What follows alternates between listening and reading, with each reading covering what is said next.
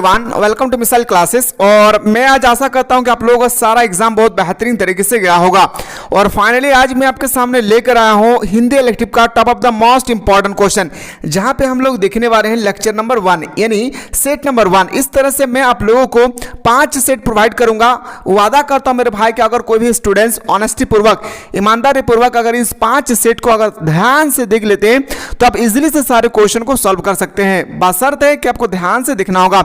साथ ही साथ description box में एक व्हाट्सएप ग्रुप का लिंक पड़ा हुआ है। उस व्हाट्सएप ग्रुप के लिंक को बिल्कुल आप लोग ज्वाइन करें, क्योंकि वहां पे जगबोर्ड के माध्यम से कोई भी नोटिफिकेशन आती है तो सबसे पहले आप तक पहुंचाने की कोशिश किया जाएगा। ठीक है, तो चलिए हम लोग सेट 1 को बेहतरीन तरीके से देखते हैं, बिल्कुल ओरिजिनल पेपर के अकॉर्डिंग। और क्लास 12 के लिए बिल्कुल आप लोग तैयार रहिएगा। क्लास 11 उतना कोई महत्वपूर्ण नहीं है, लेकिन फिर भी आप लोगों को स्टडी करना होगा। क्लास 12 सबसे इंपॉर्टेंट है।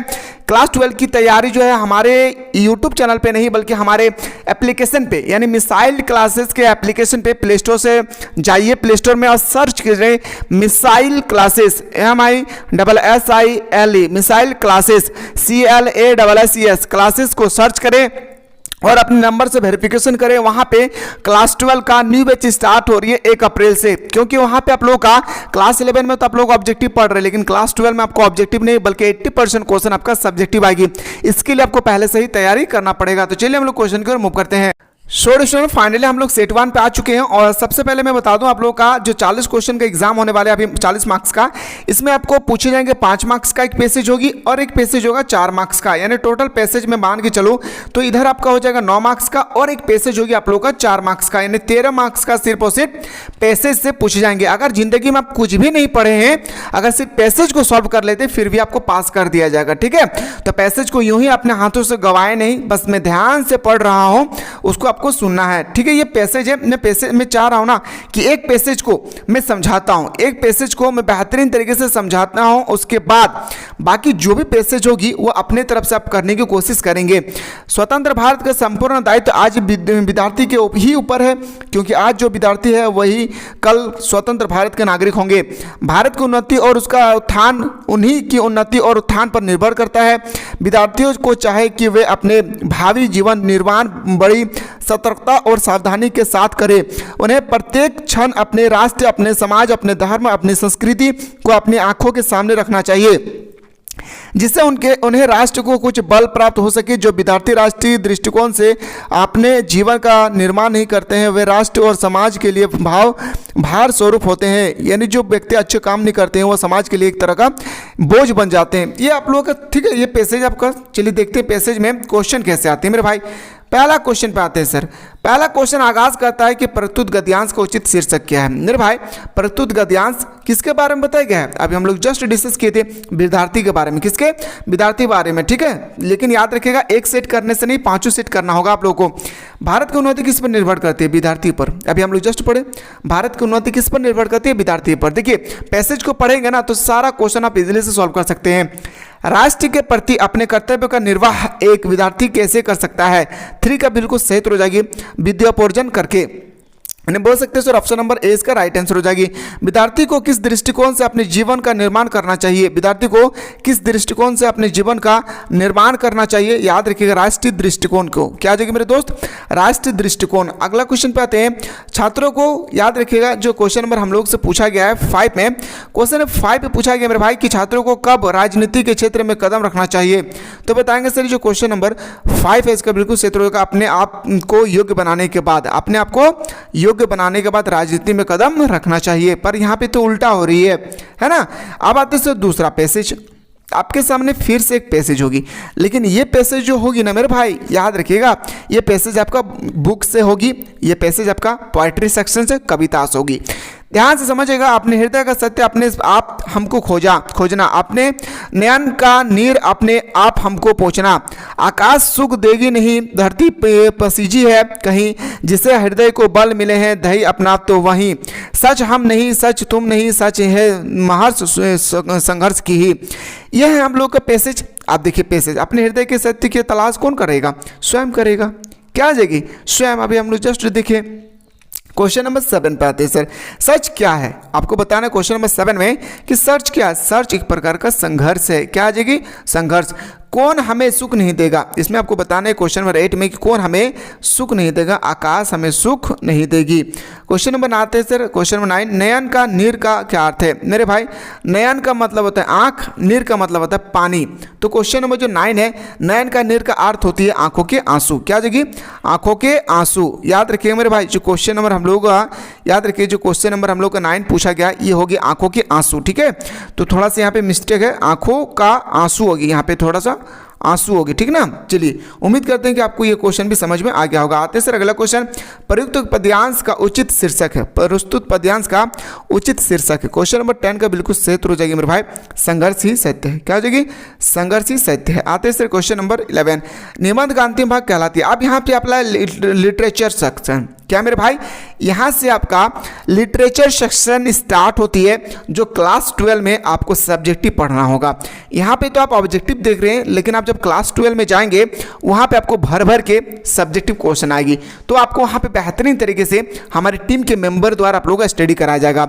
बिल्कुल आप लोग 1 अप्रैल से तैयार रहिएगा, रिजल्ट का वेट नहीं करेंगे। सबसे ज़्यादा स्टूडेंट में जैकपॉट के जो स्टूडेंट्स होते हैं ना, वो क्लास 11 के एग्जाम देने के बाद बिल्कुल पढ़ाई छोड़ देते हैं, और पढ़ाई छोड़ने के बाद वो वेट करते हैं रिजल्ट का, जिसका कोई मूल्य नहीं है, कोई वैल्यू नहीं है उसका, वो वेट करना शुरू कर देते हैं। मेरे भाई 2 महीना में जब तक आप रिजल्ट को वेट करेंगे ना, तब तक आप कम से कम 5 से 10% अपना सिलेबस को कंप्लीट कर सकते हैं। जितना जल्दी हो सके आप कंप्लीट करेंगे सिलेबस को, उतना ज़्यादा आप क्विक रिवीजन कर सकते हैं।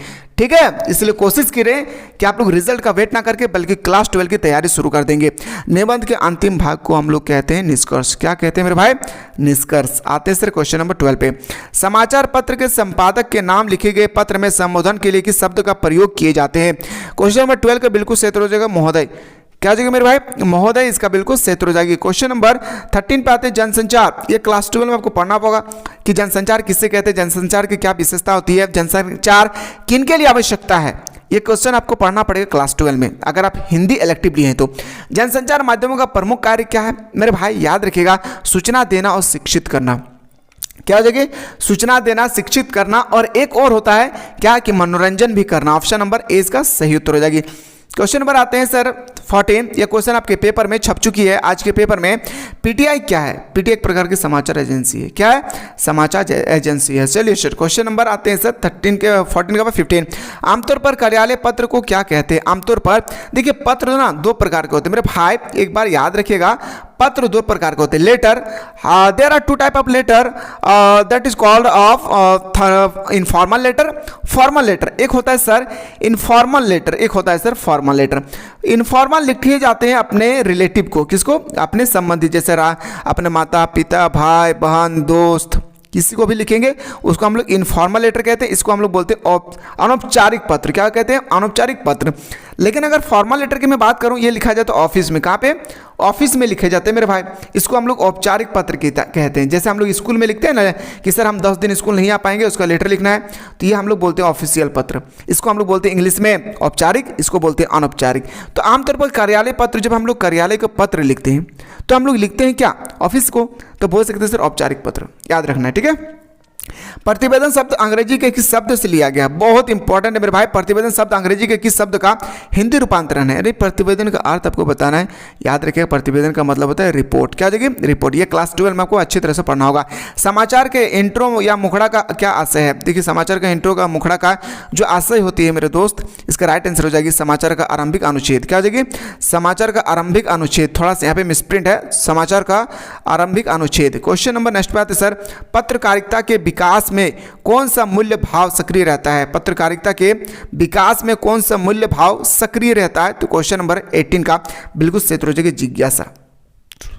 याद रखिएगा, डिस्क्रिप्शन बॉक्स में एक व्हाट्सएप ग्रुप का लिंक पड़ा हुआ है। इस व्हाट्सएप ग्रुप के लिंक को बिल्कुल आप लोग जल्दी से जाएं और ज्वाइन करें।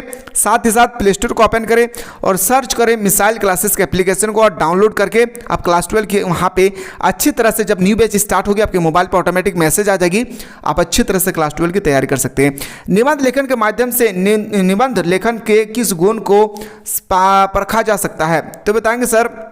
क्वेश्चन नंबर जो हम लोगों का 20 का जो बिल्कुल सही उत्तर होना चाहिए, याद रखिएगा, ज्ञान और जिज्ञासा। क्या हो जाएगी, ज्ञान और जिज्ञासा। आते हैं सर अगला क्वेश्चन, क्वेश्चन नंबर 21, प्रत्यक्ष संवाद के बजाय किसी तकनीकों जो हम लोग का क्वेश्चन नंबर 21 है, थोड़ा सा ध्यान से समझना क्योंकि 2020 के पेपर में पूछा गया था।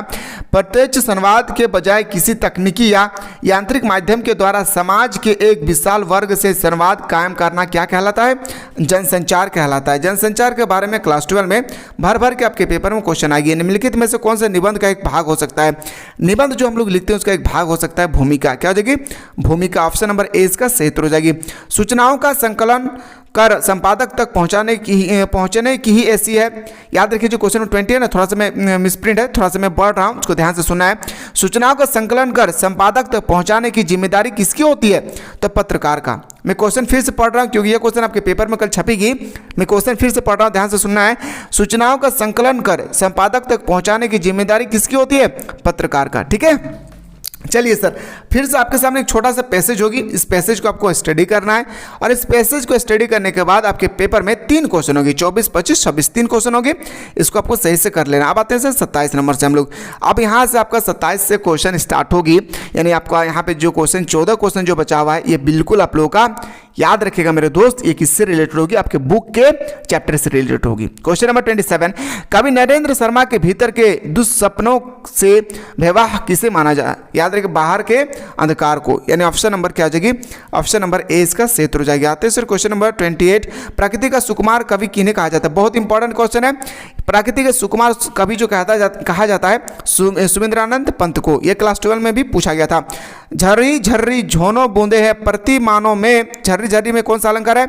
याद रखिएगा मेरे भाई जो 29 है, झर्री झर्री में पुनर्विक्ति प्रकाश अलंकार है। क्या है? झर्री झर्री जो बार बार रिपीट हो रही है इसका मतलब पुनर्विक्ति होगी। ठीक है, क्वेश्चन नंबर आते हैं 30 की संध्या के बाद कविता में वृद्धि विधवाओं की तुलना किससे की गई है?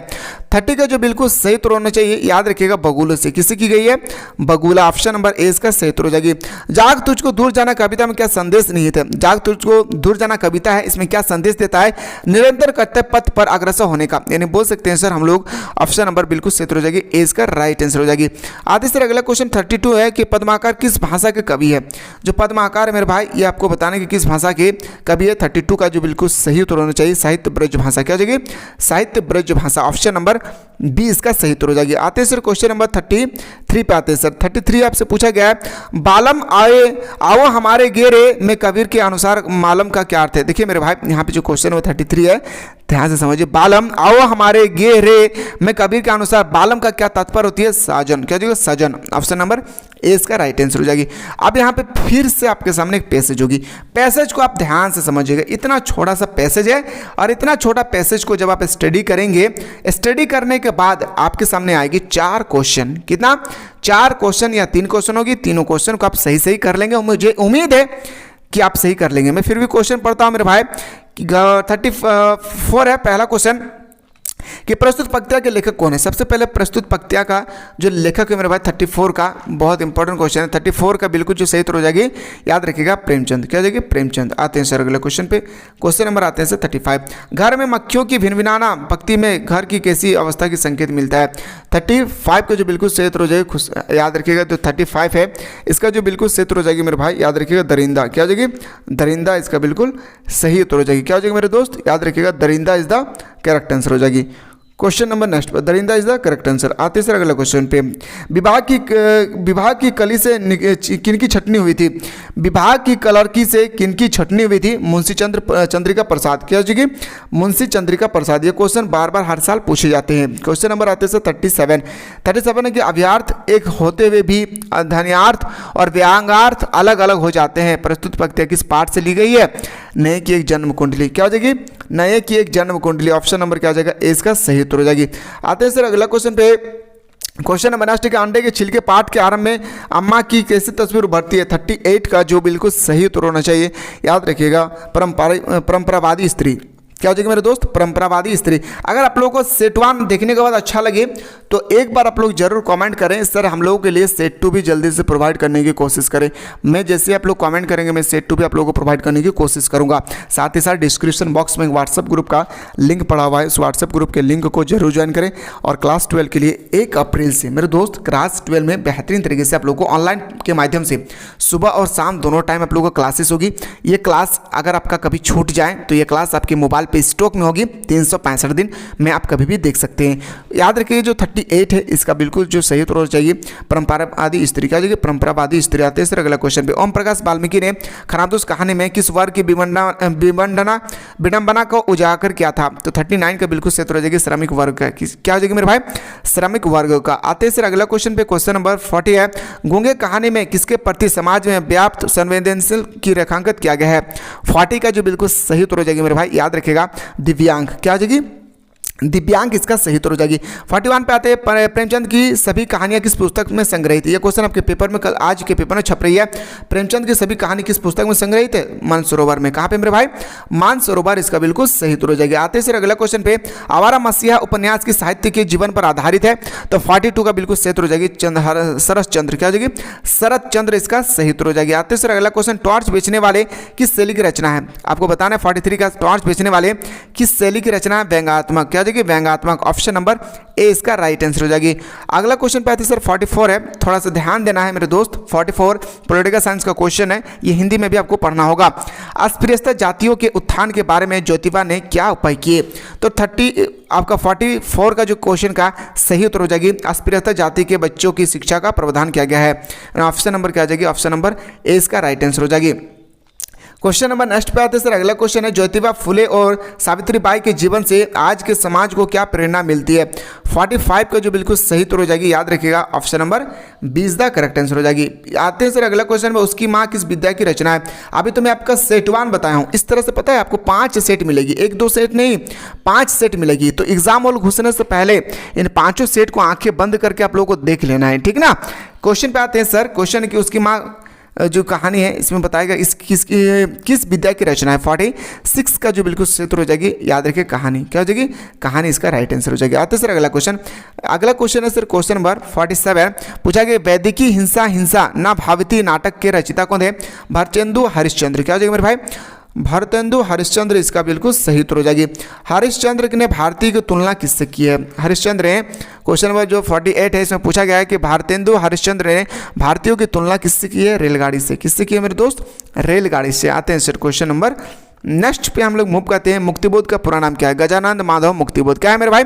गजानंद माधव मुक्तिबोध। याद रखिएगा ऑप्शन नंबर ए इसका राइट आंसर हो जाएगी। क्वेश्चन नंबर नेक्स्ट पे आते हैं सर। शरत चंद्र का संबंध किस भाषा के साहित्य से है? यानी शरत चंद्र जो थे, शरत चंद्र का संबंध किस भाषा के साहित्य से है? तो मेरे भाई याद रखिएगा जो 50 नंबर का आंसर हो जाएगी बंगला। क्या हो जाएगी?